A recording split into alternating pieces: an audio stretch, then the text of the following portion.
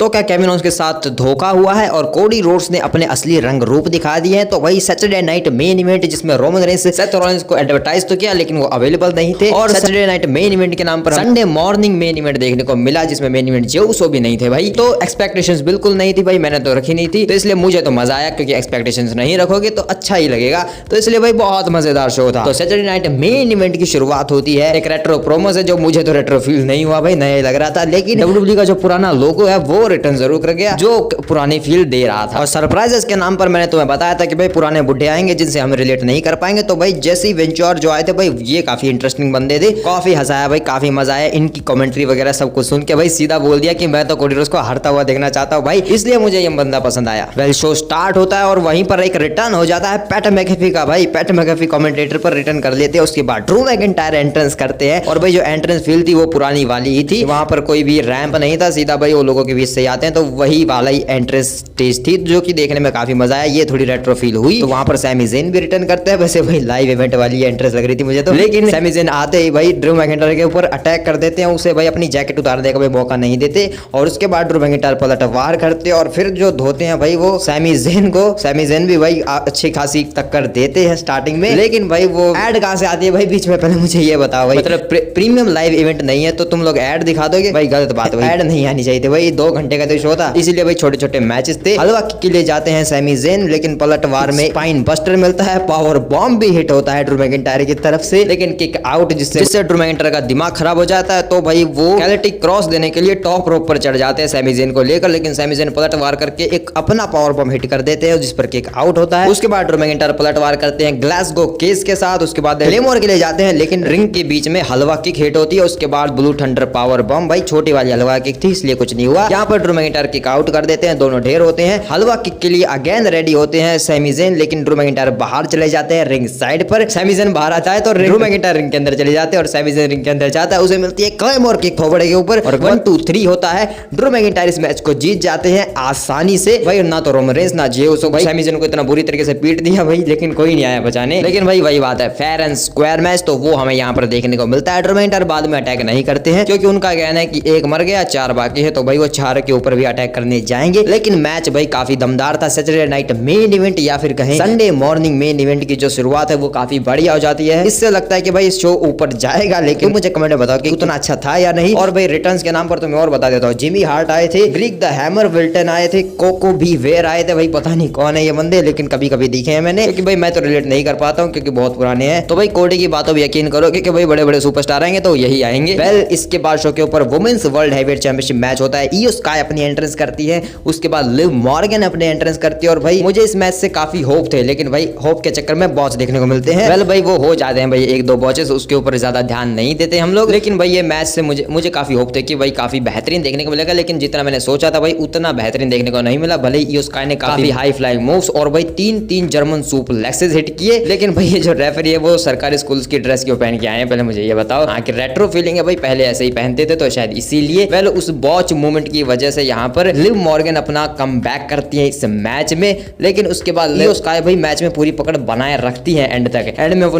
अपना finisher hit करने जाती हैं, लेकिन लिव मॉर्गन अपने भाई टांग अड़ा देती है भाई, जो कि एक ईट डिफीट की तरह हिट होता है ईओ स्काई के चेहरे पर। उसके बाद लिव मॉर्गन अपना फिनिशर हिट करती है ईओ स्काई के ऊपर और पिन करके अपनी इस वुमेन्स वर्ल्ड चैंपियनशिप को रिटेन कर लेती है इस मैच में। ठीक ठाक ही मैच था, मतलब कुछ ज्यादा जो जितना मैंने सोचा था भाई, मेरी एक्सपेक्टेशंस कुछ ज्यादा हाई थी इस मैच से कि काफी ज्यादा बेहतरीन मूवमेंट्स देखने को मिल जाए, लेकिन वो नहीं मिले। इसके बाद यहाँ पर रिया रिफ्ली आ जाती है और हमें फेस टू फेस देखने को मिलता है लिव मॉर्गन और रिया रिफ्ली का वर्ल्ड वुमेन्स चैंपियनशिप के लिए। भाई ट्रिपल ट्रेस जाता तो ज्यादा बेहतर होता, लेकिन ट्रिपल ट्रेस से याद आया अगला मैच होता है triple trace world heavyweight championship match. Finn Balor enters करते हैं, डेमियन प्रीस्ट भाई बाइक लेकर नहीं आते हैं। तो भाई मैंने सोचा था कि भाई ड्रू मैकिंटायर अंडरटेकर बन के आएगा, बाइक वाली एंट्रेंस करेगा, रेट्रो फीलिंग है इसलिए। तो भाई ऐसा कुछ नहीं होता है। रेट्रो के नाम पर भाई कुछ ज्यादा कुछ मुझे देखने को नहीं मिला, मतलब थोड़ी बहुत ही चीजें थी, थोड़ा और रेट्रो होना चाहिए था। लेकिन भाई गुंतर वो तो खुद ही रेट्रो रहते हैं, तो उनकी एंट्रेंस भाई ऐसा लगता है कि भाई 1990 में पहुंच गए हो। फिर उसके बाद ये स्टार्ट होता है मैच भाई, काफी बैंकर शुरुआत होती है क्योंकि तीनों बंदे भाई आपस में भिड़ जाते हैं बुरी तरीके से, एक दूसरे को मारने लगते हैं बुरी तरीके से। क्योंकि भाई ऐसा नहीं लगता कि कोई टीम बना के एक दूसरे को मार रहा है, क्योंकि तीनों की आपस में एक दूसरे से दुश्मनी है, तो तीनों एक दूसरे को बुरी तरीके से धोते हैं भाई। David priest over the top dive hit करते हैं, जो कि भाई उतनी परफेक्टली हिट नहीं होती है, क्योंकि अगर थोड़ी सी चूक होती है तो भाई एपरन के ऊपर सिर लगने वाला था भाई डेविड प्रीस्ट का, बच गए। लेकिन भाई गुंथर को गुस्सा दिला देता है फिन बैलर थप्पड़ मार के, तो भाई गुंथर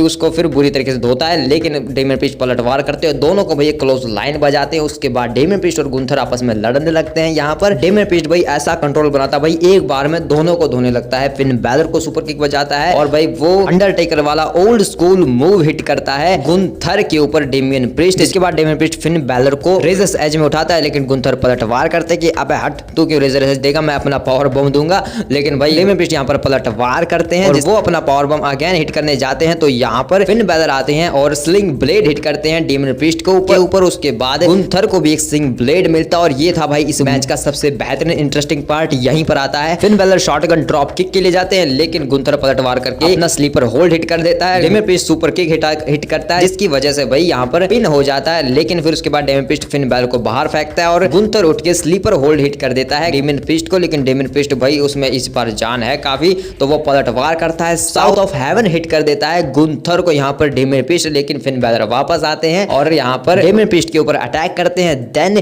फिन बैलर भाई शॉटगन ड्रॉप किक हिट करते हैं डेमियन प्रीस्ट को। उसके बाद टॉप रोप पर चढ़ते हैं कूने क्रा हिट करने के लिए। भाई काफी क्राउड पॉप अप कर रहा था इस टाइम पर, लेकिन गुंथर जो है उठते हैं और वो फिन बैलर को नीचे गिरा देते हैं। जिसके बाद टॉप रोप पर चढ़कर सुप्लेक्स के लिए जाते हैं, लेकिन डेमियन प्रीस्ट उठ जाते हैं और वो गुंथर को टॉप रोप से ही एक रेजर्स एज हिट कर देते हैं और फिन बैलर उसी टाइम पर टॉप रोप पर ही था भाई वो, तो यहाँ से कूने क्रा हिट होती है, पिन होता है और भाई यहाँ पर लगा था कि शायद जीत जाएंगे। फिर इससे खींच लेता है डेमियन प्रीस्ट को और रिंग साइड पर स्लीपर होल्ड हिट करता है। उसके बाद भाई वहां पर रिंग साइड पर स्टील स्टेप्स थे भाई वहां पर सजे हुए थे, उनके ऊपर एक पावर बॉम्ब हिट कर देता है, रिंग के अंदर आता है और भाई बड़ी सी शॉटगन ड्रॉप किक हिट करता है। फिन बैलर को उसी की दवाई का स्वाद चखा देता है और उसके बाद हिट होता है द लास्ट सिंफनी और पिन होता है 1 2 3। गुंथर इस मैच को जीत जाते हैं। तो भाई एक और ट्रिपल थ्रेट क्लासिक मैच हमें देखने को मिलता है WWE की तरफ से, Gunther versus Damien priest versus Finn Balor. काफी मजा आया भाई इस मैच में, काफी इंटरटेनिंग और काफी बैंगर मैच में ऐसे कहूंगा, क्योंकि भाई काफी बेहतरीन था भाई। मतलब ऐसे ऐसे मूवमेंट्स थे भाई इस मैच में कि लगा था कि भाई मैच खत्म होने वाला, लेकिन नहीं हुआ था वहां पर। और फिन बैलर भाई जिस तरीके से लगा था कि भाई जीत जाएगा, लेकिन फिन बैलर नहीं जीत सकता भाई, हम जानते हैं कौन जीत सकता है, डीमन फिन बैलर भाई, वो पता नहीं कब आएगा। लेकिन इसके बाद शो के ऊपर निक ऑल्डिस निकल कर आते हैं और अपने साथ लेकर आते हैं वुमेन्स यूनाइटेड स्टेट चैंपियनशिप को, क्योंकि शो पर होता है इस टूर्नामेंट का फाइनल मैच, जिसके लिए चेल्सी ग्रीन एंट्रेंस करती है। और भाई क्या पॉप मिल रही थी भाई यहाँ पर चेल्सी ग्रीन को। मीचे ने आती है और जेसिका कार इस मैच की रेफरी होती है। मैच स्टार्ट होता है और भाई स्टार्ट होते भाई थप्पड़ वप्पड़ लगने लगते हैं चेल्सी ग्रीन की तरफ से मीचेन को। मीचेन भी भाई अपना जलवा दिखाती है, लेकिन मीचेन के ऊपर अटैक भी करती है पाइपर नेविन,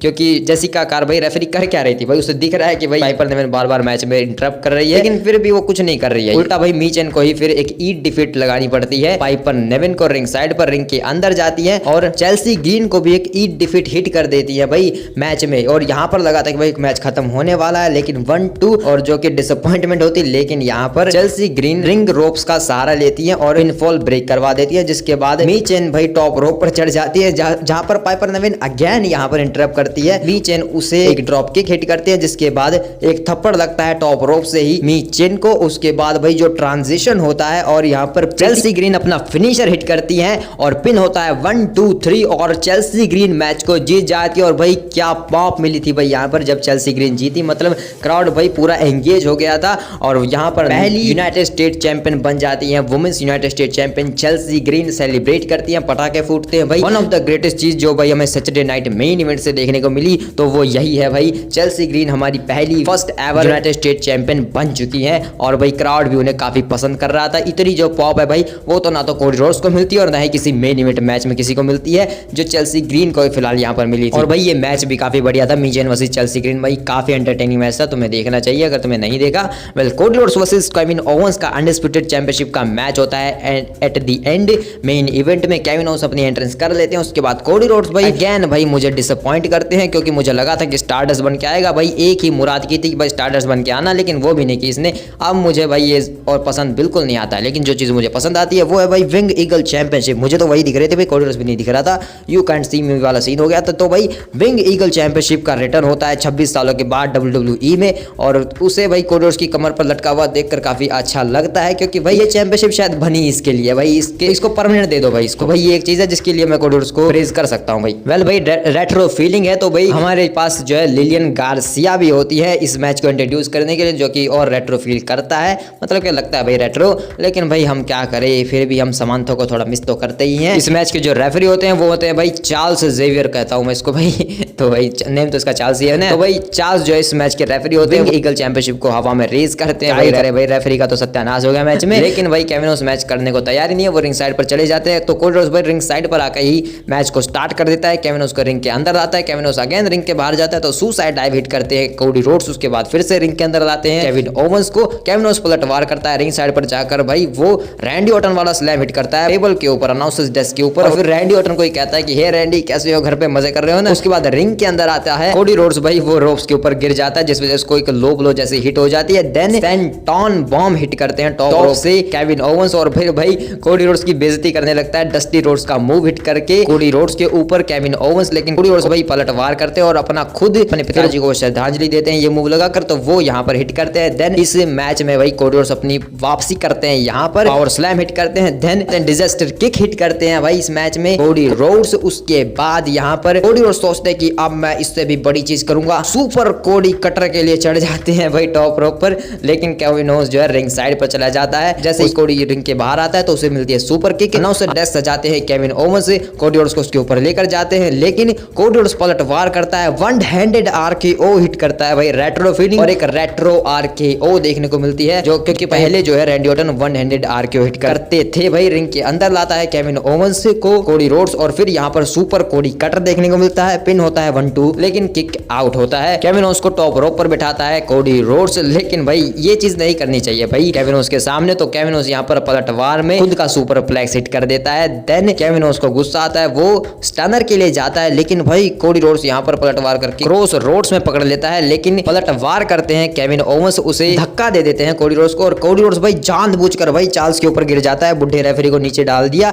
जिसका फायदा उठाकर केविन ओवेंस यहाँ पर स्टनर तो हिट कर देते हैं, लेकिन जब पिन करते हैं तो भाई पूरा अरीना 10 तक काउंट कर देता है भाई ऑडियंस। लेकिन रेफरी तो गिरा हुआ है तो भाई अच्छे से तो काउंट हुआ नहीं, तो यहाँ पर एक दूसरा रेफरी आता है और वो पिन फॉल करवाता है, लेकिन किक आउट होता है यहाँ पर। जिसके बाद केविन ओवेंस रेफरी के ऊपर भड़कने लगता है कि भाई तेरी शक्ल कैसे बदल गई, तू कौन सा है रेफरी है। जिसके बाद भाई यहाँ पर Kevin Owens pop up powerbomb के लिए जाते हैं, लेकिन कोडी रोड्स पलटवार करता है, सुपर किक हिट करता है। देन डिजास्टर किक के लिए जाता है, लेकिन क्रॉस बॉडी हिट कर देता है भाई रेफरी के ऊपर। भाई 2 रेफरीज को गिरा दिया कोडी रोड्स ने यहाँ पर, भाई सब कुछ साजिश है, मैं तुम्हें बता रहा हूँ। जिसके बाद भाई केविन ओवेंस का दिमाग फिर जाता है, तो केविन ओवेंस रिंग साइड पर जाकर चेयर लेकर आते हैं और कोडी रोड्स यहाँ पर पलटवार करते हैं और कोडी कटर हिट कर देते हैं। देन वो उठते हैं, किया है कोडी रोड्स ने, और फिर वो रेफरी को उठा बुलाते हैं, और भाई चार्ल्स उठ के आ जाता है। भाई ये तो बेहोश था, भाई कैसे उठ के आ गया, भाई सारी साजिश थी। कोडी रोड्स यहाँ पर सिंपली रिटेन कर लेते हैं अपनी विंग ईगल चैंपियनशिप को। तो भाई धोखा हुआ है केविन ओवेंस के साथ, सारे जो रेफरी हैं वो कोडी रोड्स के साथ मिले हुए थे, ऐसा बयान होगा केविन ओवेंस का, भाई सच बता रहा हूँ। और उसके बाद भाई चार्ल्स जेवियर कहता भी है कि भाई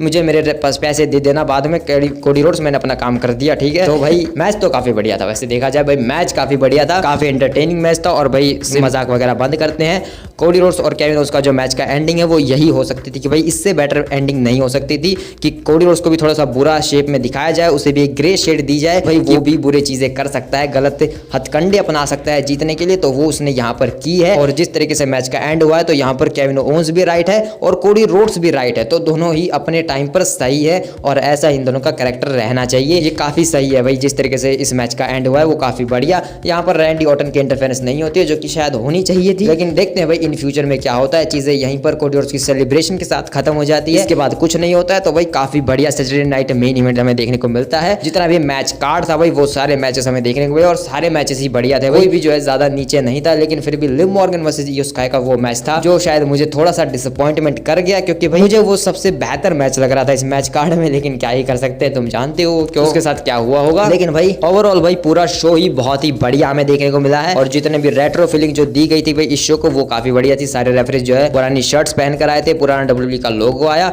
और पुरानी तरीके से एंट्रेंस, तो काफी मजा आया। तुम्हें कैसा लगा तो मुझे कमेंट में। तो भाई शो तो जैसा था वैसा था, लेकिन भाई शो खत्म होने के बाद हुई है भाई असली चीजें। तो पूरा शो भाई अलग चीज है और शो खत्म होने के बाद जो हुआ वो अलग चीज है भाई, क्योंकि शो खत्म होने के बाद कोडी रोड्स प्रोमो कट करने आते हैं और कोडी रोड्स के ऊपर अटैक करते हैं Kevin Owens, tiger pile driver hit करते हैं। और फिर कोडी रोड्स के साथ भी अब वो हुआ है जो रैंडी ऑर्टन के साथ हुआ था, यानी कि केविन ओवेंस ने एक ऐसा बैन मूव हिट किया है जो डब्ल्यूडब्ल्यूई में बैन है पूरी तरीके से। कोडी रोड्स की जो हालत है वो गंभीर हो चुकी है, उसे एम्बुलेंस में बिठाकर वापस लेकर जाया जा चुका है रिंग से, उसे हॉस्पिटलाइज कर दिया गया है। और केविन ओवेंस जो है वो विंग ईगल चैंपियनशिप को लेकर सेलिब्रेट कर रहा था, और भाई ट्रिपल एच भड़क जाते हैं भाई, केविन ओवेंस को अगर धक्के देने लगते हैं विंग ईगल चैंपियनशिप नीचे गिर जाती है। ट्रिपल एच भाई केविन ओवेंस के ऊपर भड़के हुए कि तेरी हिम्मत कैसे हुई ऐसा करने की, डब्ल्यूडब्ल्यूई के बैन मूव्स तो हिट कर रहा है। तो भाई ये चीज अमेजिंग होने वाली है। ड्रू मैकिंटायर ब्लड लाइन के अगेंस्ट जा रहा है, केविन ओवंस अथॉरिटी के अगेंस्ट जा रहा है, और जब सेथ रॉलिंस भी इन सब चीजों में इन्वॉल्व हो जाएगा तो भाई ये अमेजिंग स्टोरी होने वाली है। ये तीन बंदे जब हील टर्न में आ चुके हैं